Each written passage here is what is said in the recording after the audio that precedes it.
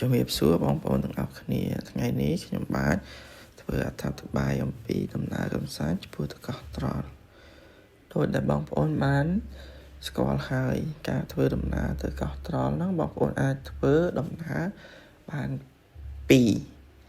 1បងប្អូនអាចធ្វើដំណើរដោយរថយន្តដែលយើងធ្វើដំណើរពីតំបន់របស់បងប្អូនទៅដល់ព្រំប្រទល់បងប្អូនអាចវាយ passport ចូលទៅនិងជំរើសទី2បងប្អូនអាចធ្វើដំណើរដោយយន្តហោះបងប្អូនហើយនេះគឺជាការធ្វើដំណើរដោយរថយន្តបងប្អូនពេលដែលបងប្អូនធ្វើការវាយ passport រួចហើយបងប្អូននឹងទៅដល់កន្លែងគេហៅថាកំពង់ផែជាកប៉ាល់បងប្អូនបានឃើញហើយនេះគឺរូបវីដេអូនៃការរៀបចំធ្វើដំណើរបន្តពី port បងប្អូនយើងនិយាយសួរថា port ណាកំពង់ផែកប៉ាល់ហើយទៅដល់ឆ្ពោះដំណើរទៅកោះត្រល់ហើយបងប្អូនទៀតនឹងឃើញការធ្វើដំណើរឡើងទៅលើហ្នឹងគេហៅថា ferry បងប្អូនគេអាចហៅ ferry គេហៅថាទូកចម្លងធំមួយក៏បានណាបងប្អូនហើយនេះគឺជាការធ្វើដំណើរបងប្អូនយើងឡើងទៅដល់លើហ្នឹងហើយតិចទៀតខ្ញុំនឹងថតឲ្យបងប្អូនឃើញទឹកសមុទ្រ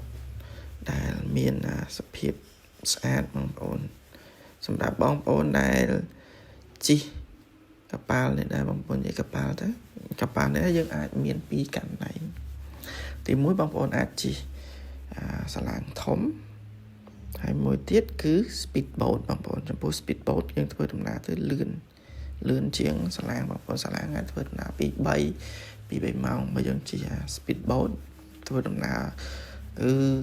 ប្រហែលជាខ្ទង់7 ម៉ោងទេបងប្អូននេះដូចបងប្អូនបានឃើញសមុទ្រណាបងប្អូនហើយទៀតយើងនឹងវីដេអូមួយទៀតគឺនឹងទៅដល់នេះបងប្អូនពេលធ្វើដំណើរជិះសាឡាងធំនឹងហើយមកដល់port នៃកោះត្រល់បងប្អូនហើយសម្រាប់បងប្អូនដែលតែងតែគ្រប់គ្រងវីដេអូកន្លងមកទាំង Facebook ទាំង TikTok សូមអរគុណនិងជូនពរឲ្យបងប្អូនរកស៊ីមានបានទាំងអស់គ្នាជាពិសេសសុខភាពល្អបងប្អូនអរគុណ